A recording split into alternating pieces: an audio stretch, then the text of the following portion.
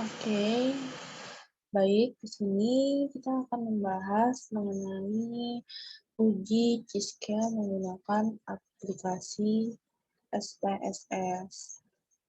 Nah, oke.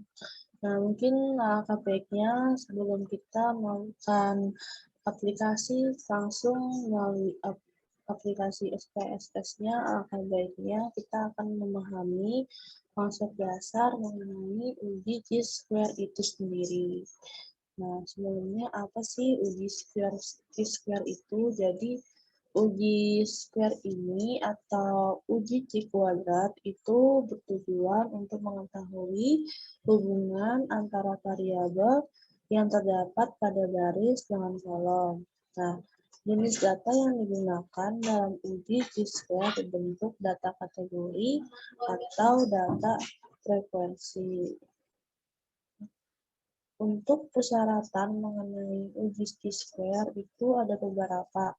Yang pertama ada jenis data. Jenis data yang digunakan itu kategorik atau nominal.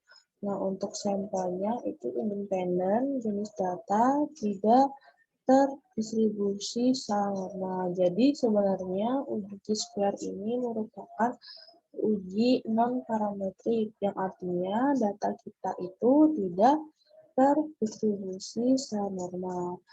Nah, yang kemudian baris kali kolomnya itu paling minimal sekali 2 kali 2 dan bisa aja mungkin 2 kali 3 atau 3 kali 3 tergantung data yang kita punya. Setelah itu expand count atau nilai EC. Jadi nilai EC itu setiap selnya harus lebih dari 5. Nah, untuk 2 kali 2 nilai EC tidak boleh ada yang kurang dari 5, sedangkan untuk yang 2 kali 3 itu boleh nilai EC-nya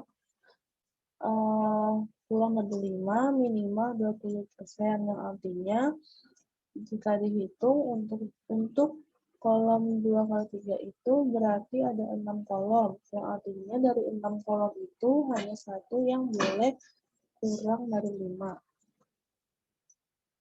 Kemudian dasar pengambilan keputusan uji T-square. Nah, di sini ada dua. Jika nilai sigma itu kurang dari 0,05, maka terdapat hubungan yang signifikan antara baris dengan kolom. Sebaliknya, jika nilai sigma itu lebih dari 0,05, maka tidak terdapat hubungan yang signifikan antara baris dengan kolom. Nah, lanjut, bagaimana cara kita untuk menentukan hipotesis statistik? Nah, jadi yang pertama di sini hipotesisnya dibagi dua. Ada hipotesis nol dan hipotesis alternatif. Jadi maksudnya hipotesis nol ini atau H0 itu misalkan adanya hubungan, sedangkan hipotesis alternatif itu kebalikan dari hipotesis nol, itu tidak ada hubungan. Lalu bagaimana kita membuat keputusan dari antara H0 dan H alternatif tersebut? Jadi kita lihat melalui nilai sigma. Jadi jika nilai sigma itu kurang dari 0,05, maka disimpulkan ada hubungan. Jadi H0 ini diterima dan H alternatifnya tidak ada hubungan, yang artinya ditolak. Kemudian, jika nilai sigma itu lebih dari 0,5, maka disimpulkan ada hubungan, yang artinya H0-nya ditolak dan H alternatifnya itu diterima. Nah, di sini ada contohnya. Nah, nanti akan ada data yang akan saya tampilkan. Jadi di sini saya ingin memberikan terlebih dahulu apa aja hipotesis yang ada yang saya ambil. Jadi di sini ada hipotesis nol dan hipotesis alternatif. Nah, untuk hipotesis nolnya itu ada hubungan, sedangkan untuk hipotesis alternatifnya itu tidak ada hubungan. Bisa kalian baca langsung di layar. Lalu bagaimana cara membuat keputusannya? Bisa dilihat dari nilai SIP. Yang ini selanjutnya akan kita bahas langsung melalui aplikasi SPSS-nya agar mempermudah teman-teman untuk memahami mengenai pengujian uji square melalui aplikasi SPSS.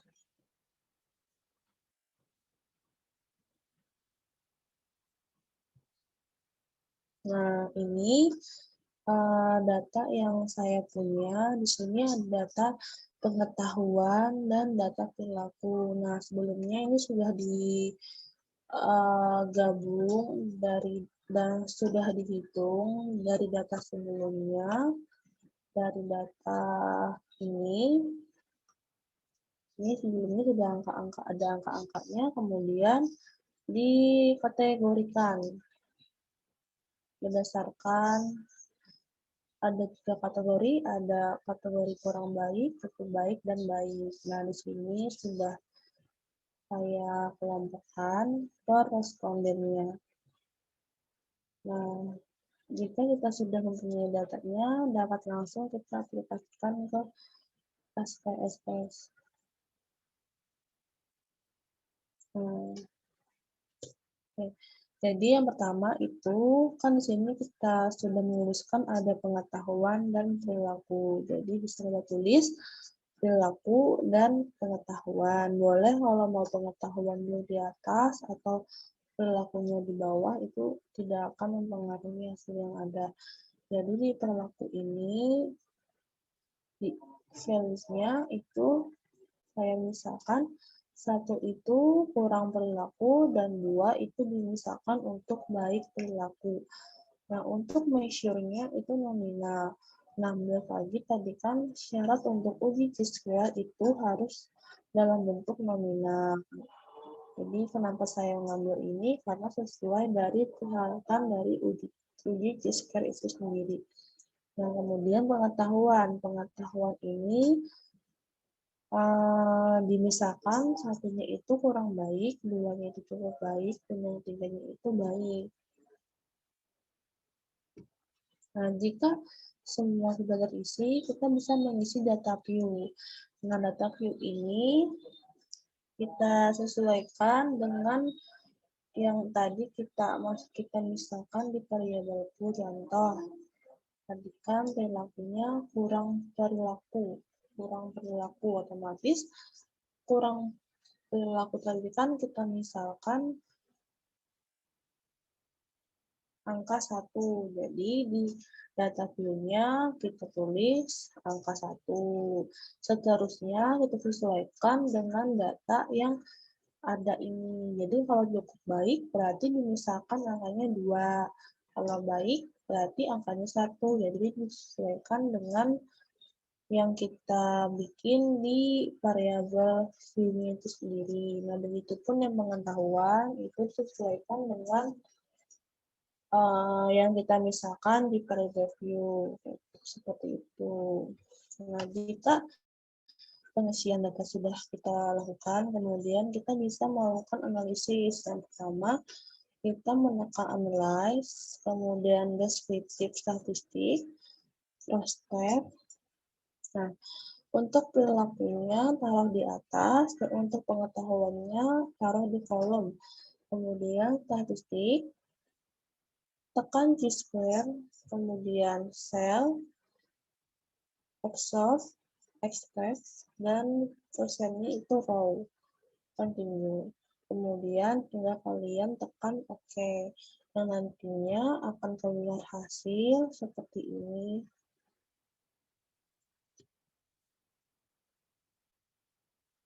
Nah, jadi akan keluar hasil seperti ini. Nah, tinggal kita analisis. Nah, ini kan expected count di kurang baik, kurang perilaku itu 10, cukup baik 7,5. Kemudian di baik perilaku yang kurang baik 6,0. Cukup baik 4,5, baik 4,5. Sehingga hal ini menunjukkan bahwa ada dua sel yang mempunyai expect count-nya itu kurang dari 5. Sehingga Dengan kata lain, data ini tidak bisa kita melakukan interpretasikan. Lalu bagaimana cara agar kita bisa mendapatkan hasil yang dapat kita interpretasikan, yaitu kita sederhanakan data kita yang awal. Nah, di sini kan kurang perilaku di data perilaku itu kan ada kurang perilaku dan baik perilaku. Nah, ini tidak bisa kita susutkan lagi karena sudah maksimal, yaitu ada 2 variabel. Nah, yang bisa kita susutkan itu di bagian pengetahuan, karena di sini kan ada 3 kategori. Jadi bisa kita ubah, bisa kita susutkan menjadi 2 kategori saja. Nah, di sini kan ada kategori baik, cukup baik, kurang baik. Nah, jadi di sini saya akan menyusutkan cukup baiknya ini kita gabungkan ke kurang baik, sehingga di data pengetahuan itu hanya ada data baik dan kategori kurang baik. Yang kurang baik itu gabungan dari kategori cukup baik dan kurang baik. Nah, itu. Jadi datanya akan seperti ini. Sama seperti sebelumnya, kita harus mengisi variabel V-nya juga. Jadi di sini ada pengetahuan perilaku. Nah, pengetahuannya itu kita misalkan satunya baik dan duanya kurang baik. Kemudian untuk yang perilakunya kita misalkan 1 baik perilaku dan 2 kurang perilaku. Untuk measure-nya nominal. Jika sudah, kita bisa mengisi datanya di data view dengan data yang ada. Tadi kan untuk di pengetahuan itu cukup baiknya kita gabung orang baik kan. Jadi cukup baiknya itu kita beri nomor 2 sesuai yang kita misalkan di variable view. Jadi sama hal caranya seperti yang pertama kita lakukan. Jadi tinggal kalian cocokkan dengan data yang kalian punya. Bisa. Kemudian untuk perilaku, tadi kan nggak ada perubahan seperti yang di awal. Jadi untuk perilaku tidak ada yang diubah. Jadi yang diubah di pengetahuan. Jadi data ini disesuaikan dengan data yang kalian punya. Lanjut, bisa kalian tekan analyze, first step. Nah, sebelum awalnya itu kan seperti ini. Nah, pengetahuannya itu di atas, perilakunya di bawah. Kemudian statistik, square, continue, self, observe, expect, dan draw. Continue. Oke, tinggal oke, nanti akan muncul hasil seperti ini.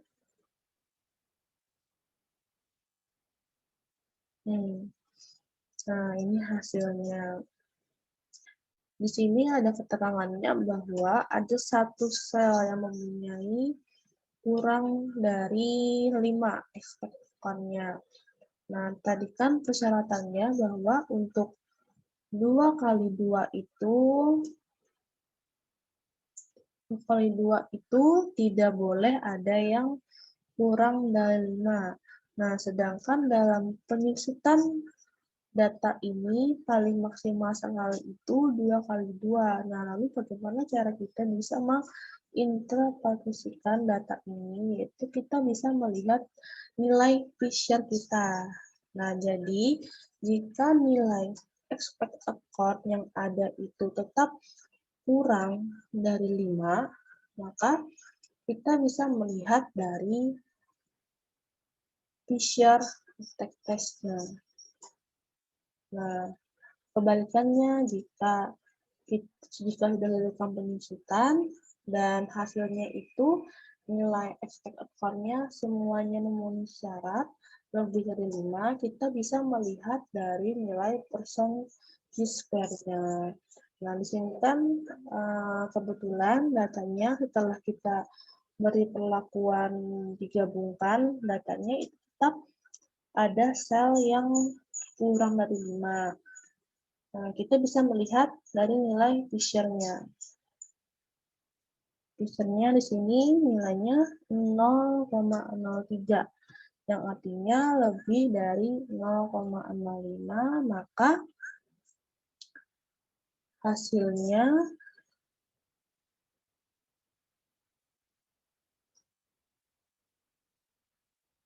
jika lebih dari 0,5, maka dapat disimpulkan ada hubungan H0 diterima dan H diterima. Jadi, dapat disimpulkan tidak ada hubungan antara pengetahuan dengan perilaku swamifikasi obat NSAID di apotek X Banjarmasin. Nah, jadi seperti itu.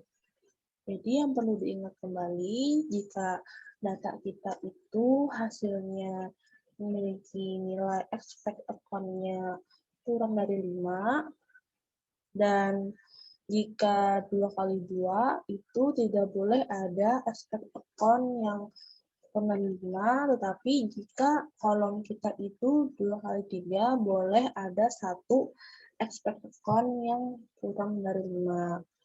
Nah, lalu jika data kita itu yang 2 kali 3 nilai expect account-nya ada yang lebih dari 1 yang kurang dari 5, bisa kita lakukan penyusupan data, yaitu ada salah satu data yang kita gabungkan. Nah, setelah data itu sudah kita penyusutan, maka dapat kita lihat kembali apakah ada expect account yang kurang dari 5. Nah, di sini jika expect account-nya masih ada yang kurang dari 5, bisa kita lihat di nilai Fisher-nya. Jika expect account-nya itu lebih dari 5, semua kolomnya, maka bisa kita lihat percentage square. Nah, jadi disitu kan setelah dilakukan penyusunan itu kan kolomnya menjadi 2 kali 2, jadi otomatis tidak boleh ada yang kurang dari 5.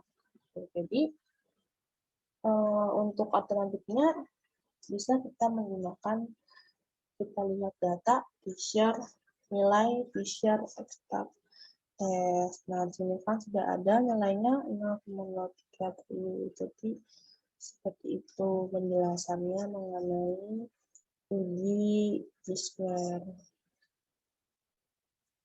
Mungkin itu saja yang dapat saya sampaikan mengenai pengaplikasian uji T-square di SPSP.